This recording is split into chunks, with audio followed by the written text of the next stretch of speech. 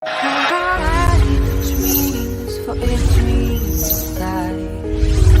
Rely on yourself and no way. Believe.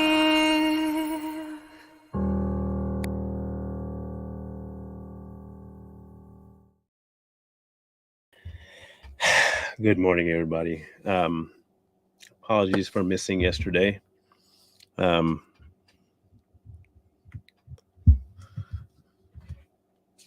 That's the most I can tell you. Apologies for missing yesterday. But we're back. We're back today, and we'll cover the topic we were supposed to cover yesterday. Today, this particular topic covers three different ideas, and so I want to make sure people understand the three before I go forward. One of the three is Christian apologetics.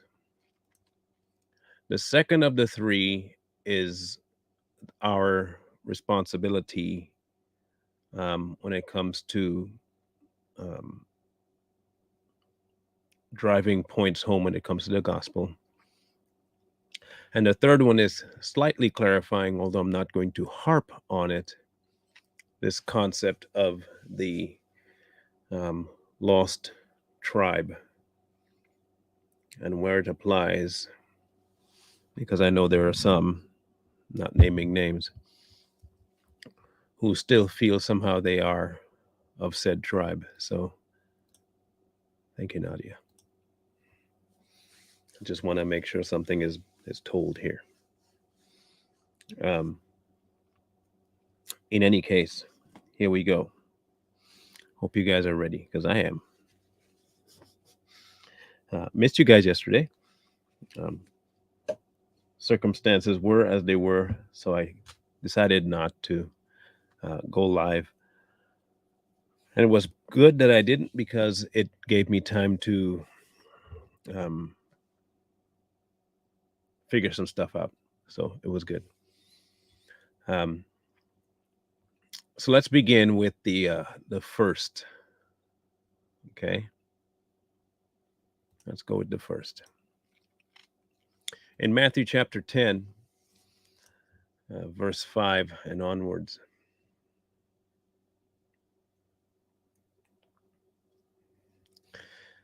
These 12 Jesus sent out and commanded them, saying, do not go into the way of the Gentiles, and do not enter the city of the Samaritans, but go rather to the lost sheep of the house of Israel. As you go, preach, saying, the kingdom of heaven is at hand. Heal the sick, cleanse the lepers, raise the dead, cast out demons. Freely you have received, freely give. Provide neither gold nor silver nor copper in your money belts, nor bag for your journey, nor two tunics, nor sandals, nor staff, for a worker is worthy of his food. So the first thing, even though I mentioned it last, because it is the first thing we'll read, we'll tackle that first. There are many today, and we talked about these particular people earlier on this week, who consider themselves the lost tribe.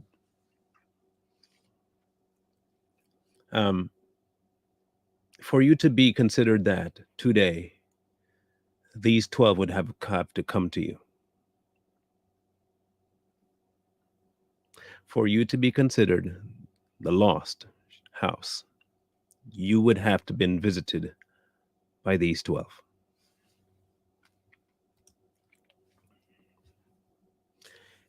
If you want to read as it is, which you should, because you don't want to read your own thing into it, you might want to believe that somehow you are that great special human being sought after by the God of gods because of your amazing look.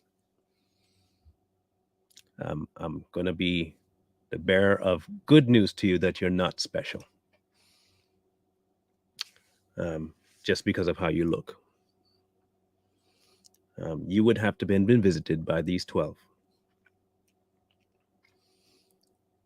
And if you do consider yourself one of the ones that were sent, maybe start by doing the things that he said you should be doing. No money, no change of clothes, raise some dead people, cast some demons out, freely give, cleanse some lepers.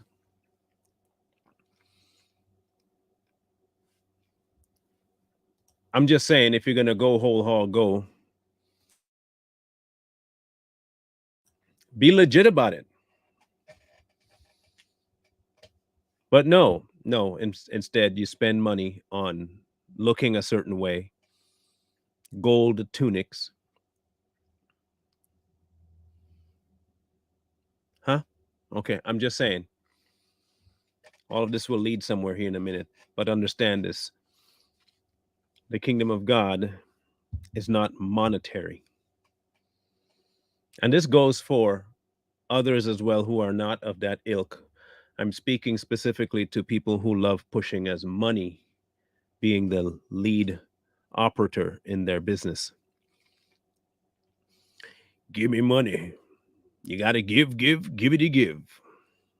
Let me drive my wonderful vehicle and live in my spendy house. If we are going to fashion ourselves, either one of them, after the calling of the 12, as you can see here, none of them have it right. Neither the clowns dressed on the corners in their garb, they have it completely wrong. And so do the idiots behind the pulpit that beg for money. They also have it wrong, because neither one of them are focused on the gospel. They're focused on achieving an end.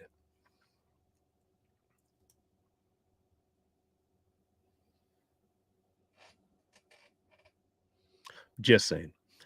Anyway, so now, whatever city or town you enter, inquire who in it is worthy, and stay there till you go out. When you go into a household, greet it. If the household is worthy, let your peace come upon it. But if it is not worthy, let your peace return to you. And whoever will not receive you or hear your words when you depart from that city or house, shake off the dust of your feet. Assuredly, I say to you, it will be more tolerable for the land of Sodom and Gomorrah in the day of judgment than for that city. Now, that is quite a statement to make. Here's why. We today love to harp on people, to try and drive a point home, to keep telling them over and over and over and badgering them about God, about God, about God. You may not consider it badgering. You may consider it care. You say, I care about that person, so I keep telling them.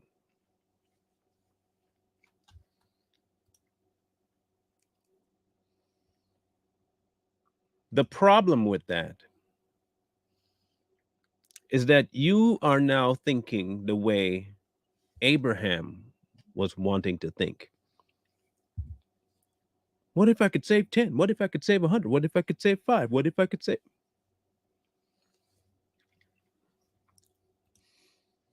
We don't like to let God do his thing. Now think about this. For those who reject the gospel, listen carefully. For those who reject it, there is coming a response. And when I say there is coming a response, it won't be from the church. The response will be coming from heaven itself. Now remember, he said to go to the lost tribe. These are people who should know him. Remember this. These are supposedly people who know him. In other words, many of the people that reject you for telling them the truth are people who are supposed to know the person you're talking about.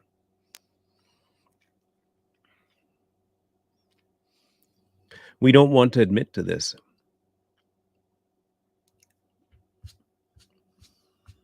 But if these are indeed the lost tribes that he told him to go to, and he anticipated people rejecting them, he is also anticipating people who say they used to, or their family did, or they do, and rejecting the ones he sent. Now, our natural inclination as humans is to try and push back on rejection. We feel we have to try and find a different way to approach somebody. We have to find an avenue that they will be familiar with in order to get through their minds. And we have to talk to them to appeal to their nature that seems to want to reject. We want to identify with that person, walk in their shoes, all that stuff. Here's the problem: the kingdom does not need to walk in anyone's shoes. You need to walk in the kingdom. The Savior himself will walk in their shoes. You don't need to do that. I don't need to walk in anybody's shoes to understand their plight. I don't need to understand their plight to understand who they need. You could be dealing with the smallest problems to the biggest problems. It's not for me to help you with anyway. I might be able to give you a couple of words of comfort and pray, but the only person that can help you in any state that you're in is not me, not your neighbor, not your pastor. It's God. I do not need to walk in your shoes. I don't need to understand your plight. I don't need to do any of that stuff. I am simply here to present to you the person that can. That is all. Now, if you don't want him, your next step is only logical. Deal with it yourself or let him deal with it. We have become this body now of the I understand group. I understand what you're going through. I understand. I don't have to understand. Even if I don't understand what you're going through, never have been through it, you could come to me tomorrow and tell me my dog died, my dad died, mom got killed in an accident, my husband or my wife got killed, and all my kids have cancer, and I just found out that I have a terminal illness. And before my spouse died, they cheated on me. And you could tell me all that. Do I need to go and experience all that in order to understand you? Or do I need to understand that the position you're in, only one person can help you out of it? Do I just need to understand that there is one person who can work through all of that and it's not me? Do I need to walk in your shoes? Do I need to have some special approach to you? No. No. I simply need to present to you the one avenue for any assistance, and that's God. But God has not become enough, which is why we don't shake our dust off anymore. We would rather keep the feet dirty and stay in the house where we're not welcomed just to drive our point home and say we're doing God's work instead of dusting it off and moving on.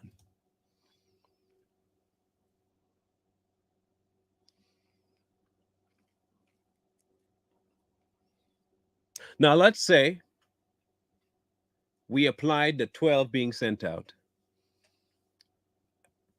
to us. We are just like the 12 going out. And let's just say, now remember, me, not the Bible scholar. I'm coming from a position of having all these questions before. Okay. Let's just say that the lost tribe is a specific people. What I do know is this: I know what the kingdom message is. I do know what the kingdom message is. And if he did send the 12 out to speak to the people that he chose, and then he sent Paul out to speak to the others, either way, the thought process of him welcoming everybody is still true. So let's not get this whole isolationist view going about how you're still special. You're still, regardless of that viewpoint, you're not special. But let's just say, for argument's sake, that we are part of the 12 and we are going to a lost tribe. In our Father's own word, you're going to get rejected. And when you do get rejected, move on. You don't need to harp on them. You don't need to keep talking to them about it. You've done what you had to do. You've imparted what you need to impart. Move on. Shake the dust off. They're not welcoming you. Be good. Out of here. Let me ask this: how many today, people, tribe, people, anything, believers, Christians, churches, anyone, do you see them doing this? Or do you see churches constantly coming up with new ways to try and reach people? Like the gospel itself is insufficient anymore.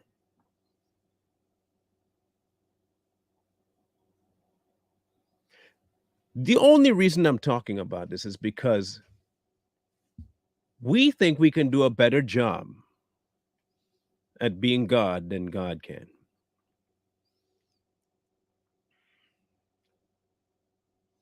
We think we can do a better job at being God. I mean, people don't want to admit that, but it's true. You know how I know this? They'll say it. We just did a reaction to something that Mr. Geno Jennings. I'm not going to call him Pastor Geno Jennings anymore. I mean, I'll still do his voice because it's a hilarious speaking voice. But listen to how people can take who they are and try to make themselves a big deal.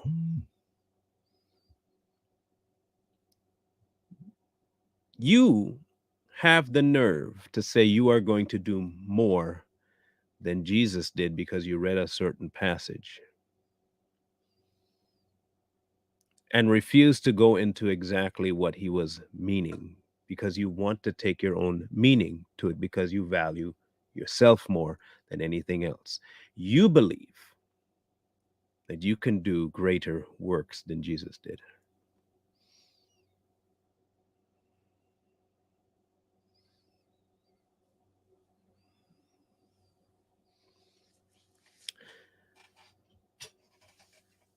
You will do greater works than Jesus did.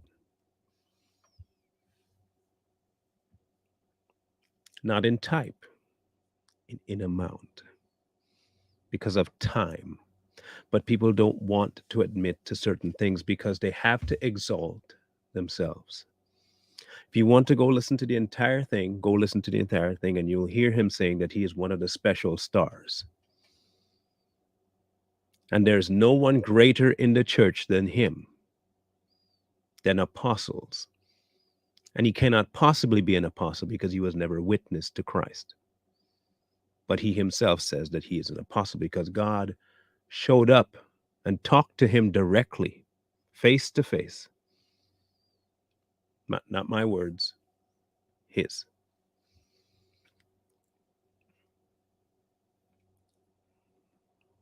So, how does one person get to that point? They get to that point by not being able to dust off their feet. You see, in an effort, you may have started off with good intentions. I'm going to preach the gospel. Okay. So people don't listen to you.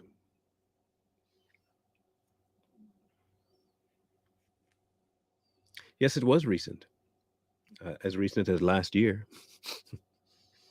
And trust me, it's not something new. He's been saying it for a while. Okay.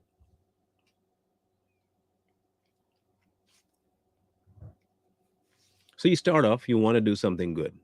You start preaching, but no one's listening to you. And so in an effort to get heard, you change it up. Go look on Too Strong, people. When you get done here, go look at Too Strong's video. And here's the thing: we point out stuff like that, that the views. Anybody want to hear? You know why? And I'll tell. This is exactly why people aren't wanting to hear that. I'll get there.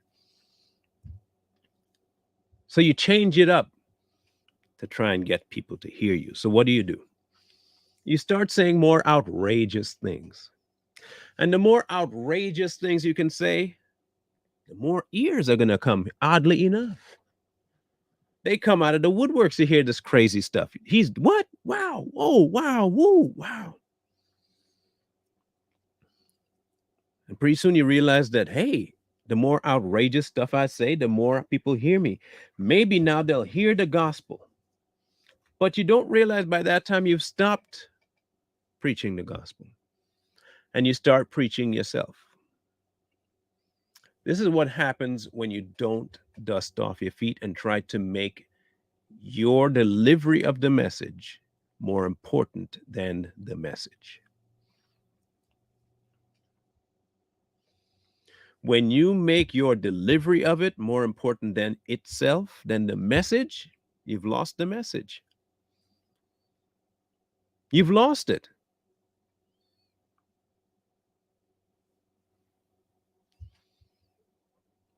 The kingdom is at hand. It's a very simple. That is all. The kingdom of heaven is at hand.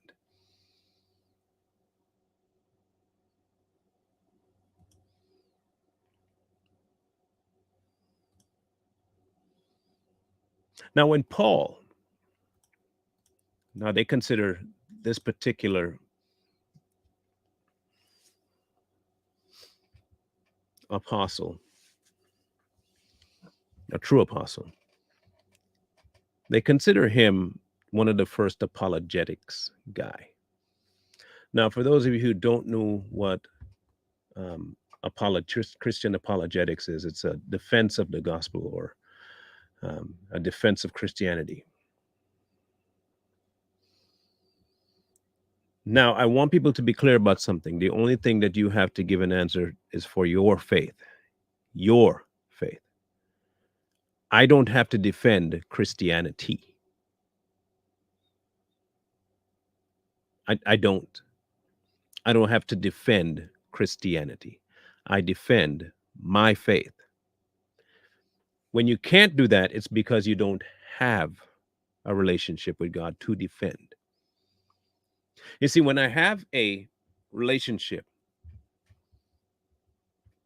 I will be able to defend the person I have a relationship with. Because I will know, one, when people are lying about them, or when people need to know about them, I can expound. But if I don't know them, I'll start defending theology and history. And I'll start defending church context and church history. I'll start defending everything but God himself. Because there's no relationship there. I have a relationship with book, chapter, and verse. I have a relationship with history books, and I have a relationship with theology and certain church identifications. I have a relationship with all that, but I don't have a relationship enough with God to say, this is what I know about my God, and this is where he brought me from, and this is what he saved me for, and this is where I am. And if you don't have that, you can, but if you don't, that's okay. That is being ready to give an answer to anyone who asks. I don't need to go in to be able to regurgitate every verse in the book. There is zero reason for me to have to tell you where in the Old Testament this is and that is, and what's the history of slavery here. And what, I don't need to do any of that for anybody. You know why I don't need to do that? Because that has nothing to do with my salvation. My salvation lies in my relationship to the Creator.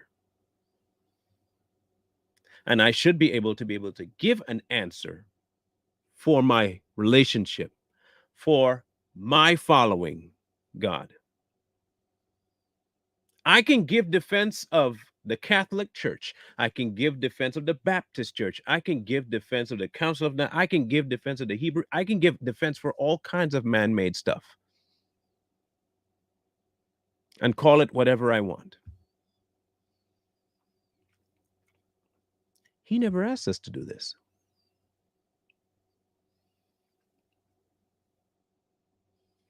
So let's see what Paul did.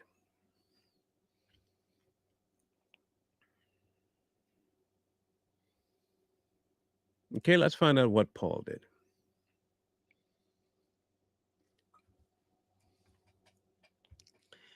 In Acts 17. Now, the reason I'm reading this is twofold, okay? Remember the Christian apologetics thing. I'm going to show to you how he did not do what Christian apologetics do. But he's doing exactly what Jesus told the 12 to do. He does exactly what he told the 12 to do. Anyway, now Paul was waiting in Athens as his spirit was provoked within him when he saw that the city was given over to idols. Therefore, he reasoned in the synagogues with the Jews. You notice who he went to first? People who supposed to have known. Okay. And with the Gentile worshippers. Please take note of the crowd. Okay. And in the marketplace daily with those who happened to be there. Then certain Epicurean and Stoic philosophers encountered him, and some said, "What does this babbler want to say?" Others said, "He seems to be a proclaimer of foreign gods because he preached to them Jesus and the resurrection." Notice that's all he was preaching. Okay, just again, take note. And they took him and they brought him to Areopagus, saying, "May we know what this new doctrine is of which you speak?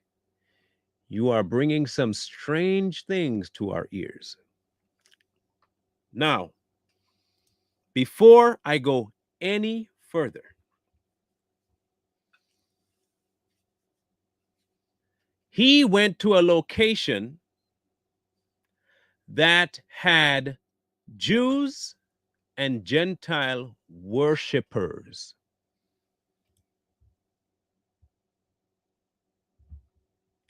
Listen carefully. These people were there supposedly worshiping God, and people around them didn't know about Jesus and the resurrection.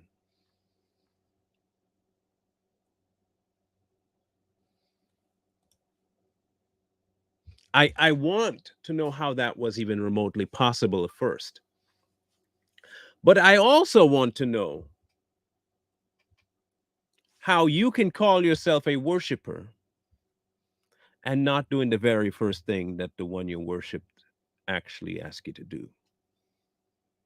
That sound familiar? Does that sound at all familiar like today?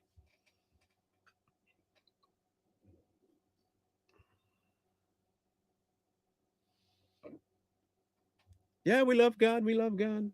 Do you tell anybody about it? I don't need to tell nobody about it.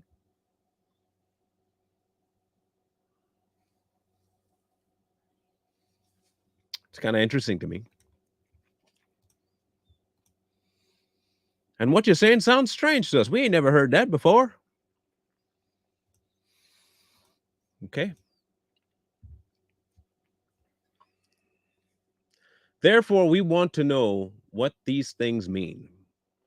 For all of the Athenians and the foreigners who were there spent time in nothing else but either to tell or to hear some new thing. Then Paul stood in the midst of the Areopagus and said, "Men of Athens, I perceive that in all things you are very religious. For as I was passing through and considering the objects of your worship, I found an altar with this inscription: To the unknown God. Now, for people who might say, oh, he wasn't around people who was worshiping God, Jew and Gentile worshipers. That's all I'm going to say. Okay? Okay, let's continue. Therefore, the one whom you worship without knowing, him I proclaim to you. God, who made the world and everything in it, since he is Lord of heaven and earth, does not dwell in the temples made with hands, nor is he worshipped with men's hands as though he needed anything, since he gives life to all, to all life, breath, and all things. And he has made from one blood every nation to dwell on the face of the earth, and has determined their pre-appointed times and their boundaries and their dwellings, so that they should seek the Lord in the hope that they might grope for him and find him, though he is not far from each of us. For in him we live and move and have our being, as also some of your own poets have said, for we are his offspring. Therefore, since we are the offspring of God, we ought not to think that the divine nature is like gold or silver or stone, something shaped by art or man's devising. Truly, these times of ignorance God overlooked, but now commands all men everywhere to repent, because he has appointed a day on which he will judge the whole world with righteousness by the man whom he has ordained. He has given assurance of this by to all his raising to all by his raising from the dead. And when they heard of the resurrection from the dead, they mocked, while others said, we will hear you again on this matter. So Paul departed from among them. However, some men joined him and believed, among them Dionysius, the Areopagite, a woman named Damaris, and others with them. Now, there is a lot to unpack. Another topic is in there somewhere, but I'm not going to touch that just yet. I know there are some going to come, come and say we are offspring of God's, therefore we are God. We all have a divine spark. No, you are crafted by a divine being because you are human and therefore have the fingerprints of God regardless of what you do as his creation. You cannot avoid being the created. You can't avoid being created. That's what you were. And you have to bear the fingerprints of the creator. It doesn't mean you're a god in any way, shape, form, or fashion. It means you were fashioned by God. Now, if you're too dumb to understand that, I get it. And because you want to think that you're, again, something special when you're not. And that's always the thing that everybody wants to feel as though they deserve. Just like that woman that came to Jesus and said, can my son sit at your left and right side in heaven? Because, they're special. That ain't for me to decide. That's for my father to decide. And he's already got that plan figured out. I don't talk to me about that. Because you're not that special.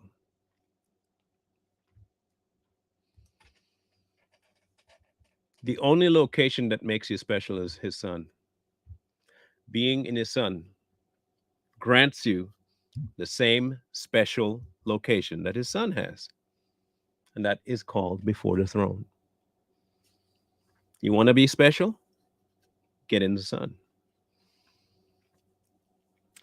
If you want to be special, get into the son.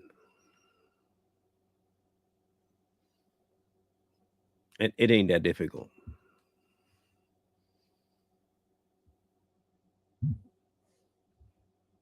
It ain't that difficult, people. But I'll tackle that a different time. What I do want you to notice, he said what he had to say. They asked, he replied. He went into who?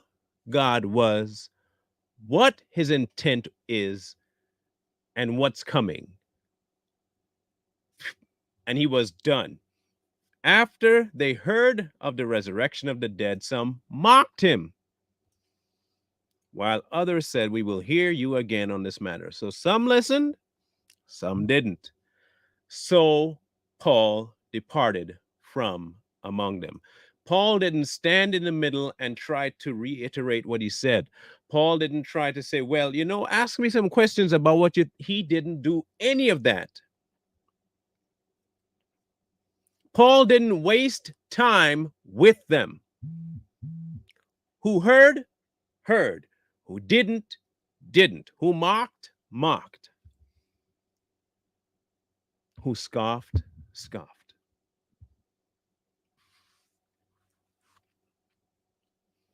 He spoke the truth. He left it for them to hear, and whoever heard, heard.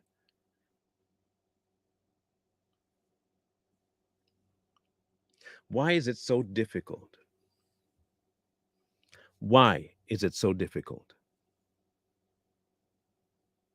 for us to accept just the gospel and preach it and be done? Is the gospel not enough to save people? Is the news not enough to draw them towards God? Does it need extra stuff on it? Do I need to keep beating it home for people? No.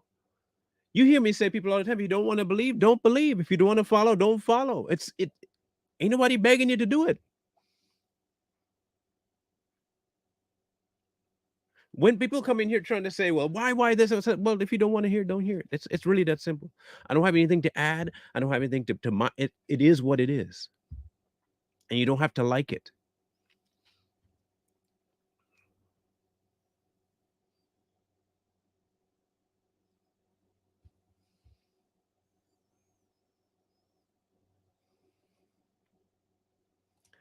I will say this. The image is not a view because he's a spirit.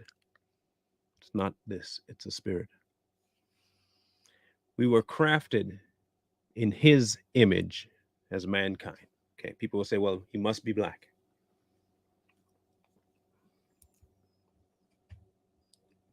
Now, again, I'm not no Bible scholar, but I look at things pretty logically. Okay. When God made man and he knew the end from the beginning, he built man very specific, right? Okay, so he built mankind very specific. There are certain body parts that have a function that is beyond the scope of understanding. To this day, mankind cannot replicate the functions of the brain. To this day, mankind cannot replicate the speed of the transition of the eyes. To this day, mankind cannot replicate the functions of certain body parts, no matter how hard they try. To this day. And we have all kinds of technology.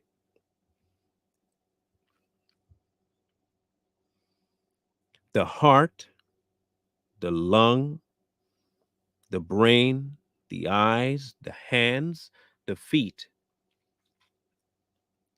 Ironically, every last one of the body parts he spoke about throughout our history as a function of him. Every body part is a function of him. To me, just logically, that seems to be in his image. In his image.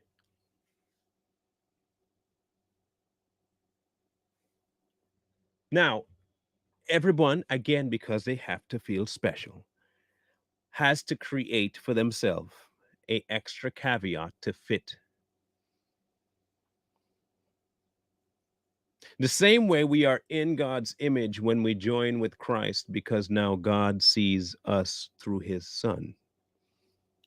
We are in the image of Christ because we are in his spirit. When God sees us, he's seeing his son's blood. Therefore, we are now one with Christ's image. We are not Christ. He is seeing us through that lens. That lens. Now, again, I will repeat this over and over. For those who want to have a Bible scholar explain it to them differently, go find a Bible scholar. You want a rogue scholar, go get him. You want a philosophical scholar, go get him. All people have here is me. And I just look at things from a very rudimentary, straight on, as much as I can see, logical point of view. If God made my hands, my feet, my heart, my lungs, and then went on to speak about how those things reflect him, that must be his image, whether or not it's what he looks like. Take, for instance, my art. Better yet, let's go to any artist you know. Picasso may not paint himself, but everything Picasso painted was in his image.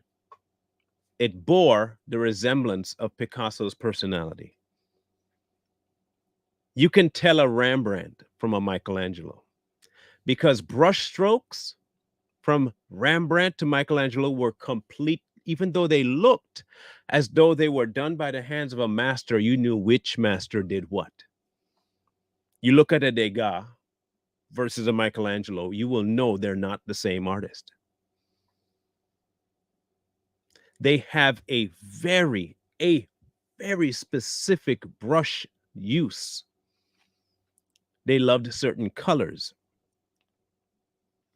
Rembrandt likes diffused light. If you look at Rembrandt's paintings, all of them seem to have a very focused light on a certain point of the painting, and everyone else is washed in a diffused kind of light. Michelangelo had very spotted lights. Everybody had light on them. Starker lines. Rembrandt had more diffused lines, even though they were there, but they were more for like faces, edges, but everything else kind of blended together. And they were only found out by the one focus of light spreading throughout the picture. Every artist had a certain look, and you could tell whose was whose. Those paintings were made in the image of the artist. It doesn't have to be a portrait or a self-portrait. But then again, you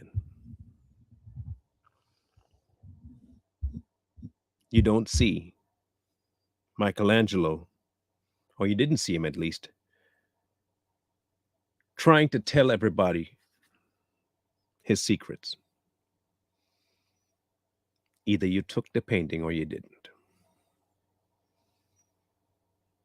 He didn't try to tell you exactly how and why he did something for you to appreciate the end result.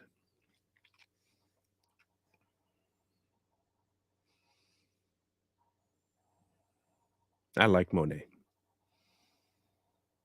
Pointillism is not necessarily my thing, but I like the end result.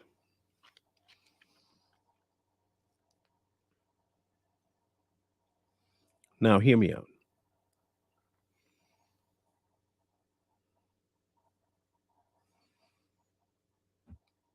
Our God does not need defending because we need people to believe. You defend him out of love.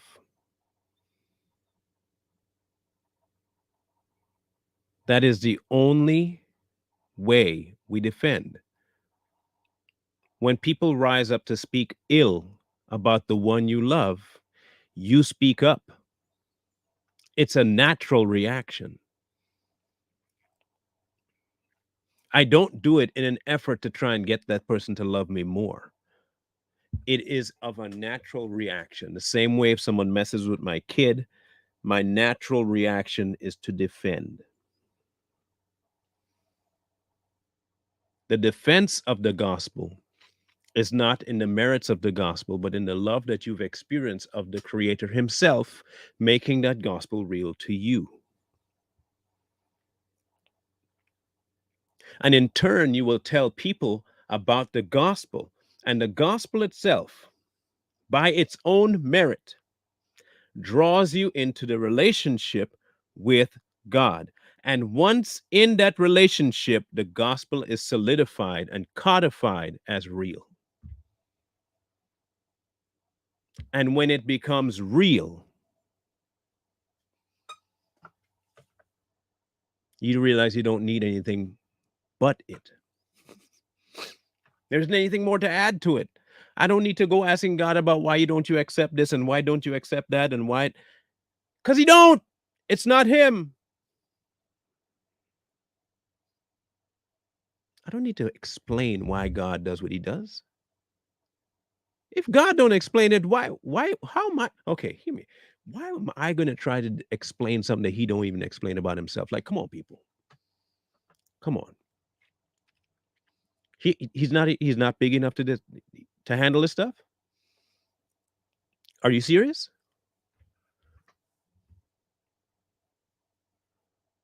Of course not. Of course not.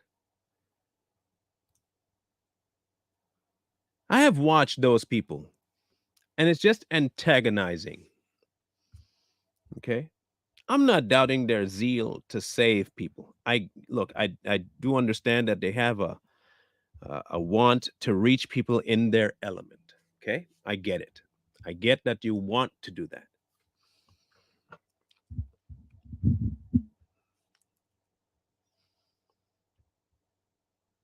But why would I put myself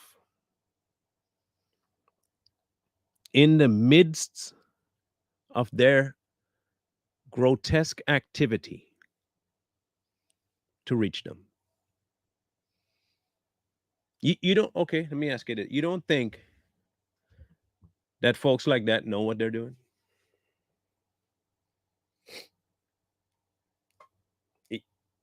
You expect me to believe that people who go to pride parades don't know that they're spitting it? They say it all the time. They say it all the time. You don't think they know? They know. Oh, they know. So, no, I don't need to go into the midst of them. Every time Jesus encountered these so called rabble, the woman at the well, a very isolated situation, the woman being stoned in public, He spoke to her after everyone was gone. Zacchaeus, isolated event, didn't go to be a tax collector with him for a day. Jesus never went into the act of sin's location to minister to people. Show me one time He did. Show me one time where He went into a whorehouse to preach. Show me one time. Show me one time He went into a bathhouse to preach.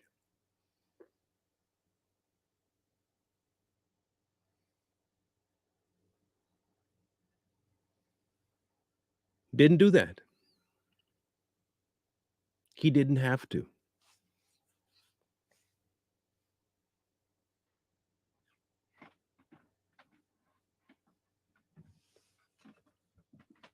He may see somebody and talk to them. He spotted Zacchaeus. He talked to him.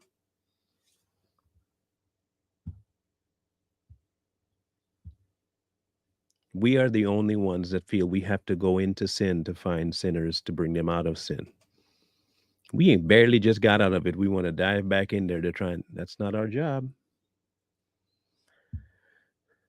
You know, you can reach more people more solidly by standing up for what you know is right. Just in your own life. You have no association with it, and you stand by that conviction 100%. You will win way more with a deeper faith than you will in a large following on social media. People don't want that though. They want credit for doing something. They want the credit for gaining people to the kingdom. I don't want credit. I don't want credit because the instant I start getting credit is the instant I've taken my eyes off of God and stop preaching the gospel, period. That instant I see that happening, I'm in problems. I'm in problems.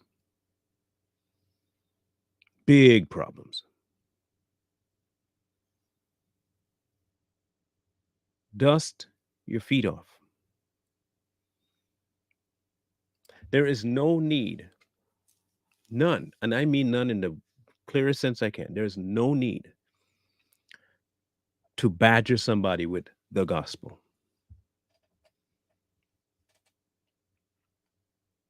There's no need.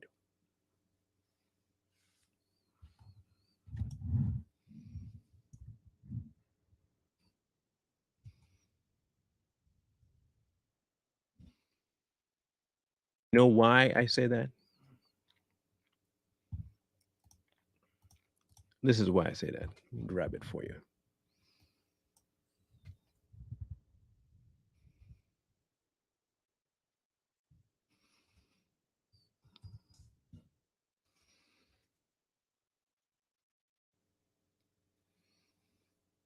Okay. Here. Hebrews chapter 4. Therefore, since a promise remains of entering his rest, let us fear lest any of you seem to have come short of it. For indeed the gospel was preached to us as well as to them, but the word which they heard did not profit them, not being mixed with faith in those who heard it. For we who have believed do enter that rest, as he said, so I swore in my wrath, they shall not enter my rest.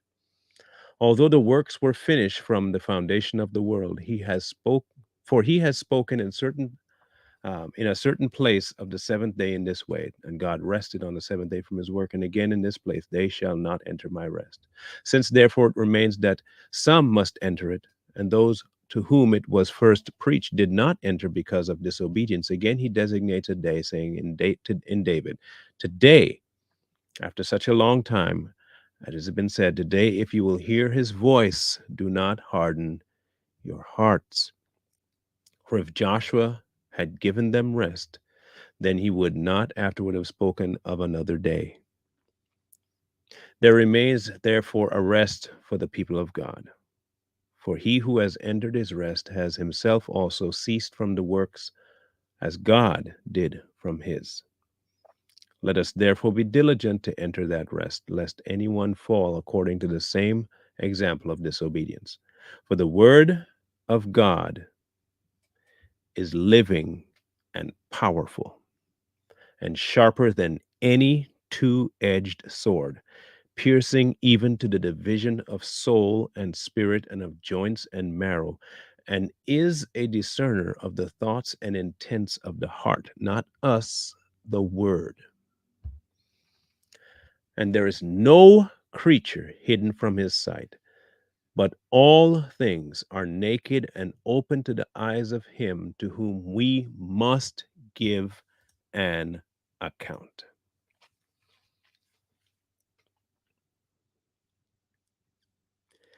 The word of God that comes through the gospel is sufficient in itself. Doesn't need anything else, doesn't need caveats, doesn't need to be hammered home. It needs to be spoken. It needs to be said, and it will do its work. Now, if you don't hear because you don't wanna, it does not reflect the efficacy of the word, it reflects your stubbornness. The same way, if I issue you a warning that if you walk that way, there is a cliff and you will fall off, and you walk that way and you fall off the cliff, it did not negate the truth of my statement. It exemplified your stupidity and your stubbornness. He who has ears to hear, he said this in Revelation, let him hear. He said this to every church. If you heard, you heard. If you didn't, you didn't. Dust your feet off. It's not that mankind isn't worth it. It's that you are not a savior. You are a messenger. You deliver the message and you bounce. You know who can make clear all things scripturally, spiritually? You know who can make all those things clear to everyone? It's not us, it's God. I keep saying to people, go to the author. The dusting off of your feet is leaving it to the author.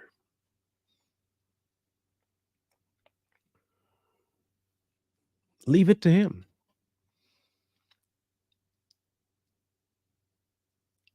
He's quite capable of finishing what he started because he started it.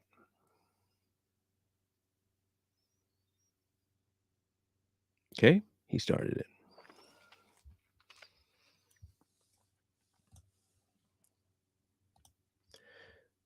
Do not think ye special lest you fall.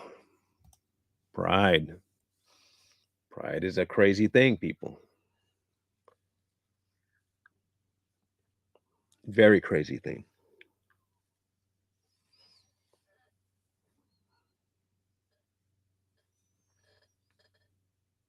Anyway, Too Strong is supposed to be live today. May or may not be a topic people want to hear, but we've long stopped since caring about what people might think is a good topic, because when we've gone on that premise, it never shows up to be reality. So we're going to talk about what matters to us.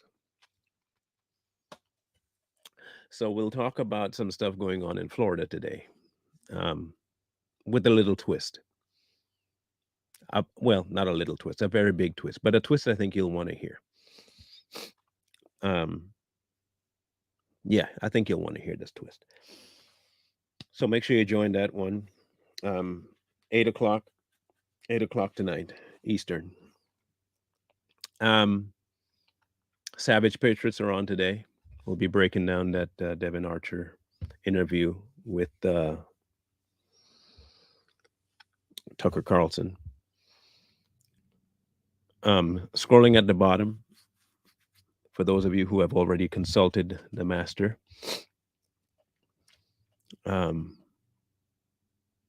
spoken to him about it, he gave you an answer. Do what he said to do, in either direction, to not or to. But if you did and he said to, these are the options down below. Okay.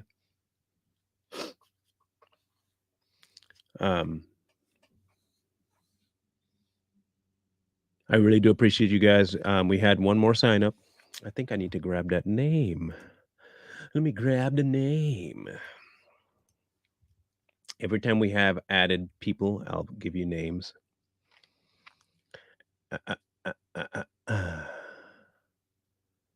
Carol Leamer and Janet Porter are the two most recent ones. Yes, let me see here. Registration date.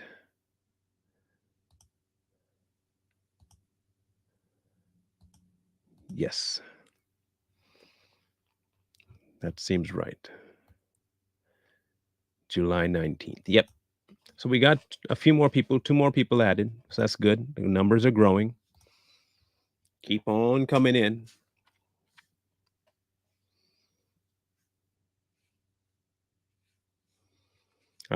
Vet. Go straight to the vet. It's could be neurological. Go straight to the vet, Earl.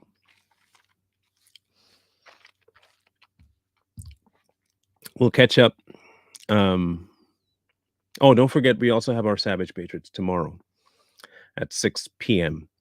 Eastern on Rumble. So we'll be dropping the link at the end of the show, not just in the comment section, but I'll bring it up and I'll put it in the description of the video for YouTube. But you should be already subscribed to the channel anyway, so you should be able to get it. And again, we'll be going live on YouTube and Facebook for the first part, 5 minutes or so, and then we'll jump over to Rumble and stay there. Saturday, Rumble, 6:30 today, YouTube, 8 p.m. Eastern today, YouTube Too Strong. Okay? Good. Love you guys. Mean it. Have a grand rest of the day, and we'll catch up on Savage Patriots. Wisdom calls to you from the streets. Please, please, please find wisdom. Peace. Hold tight, the dreams for a dream.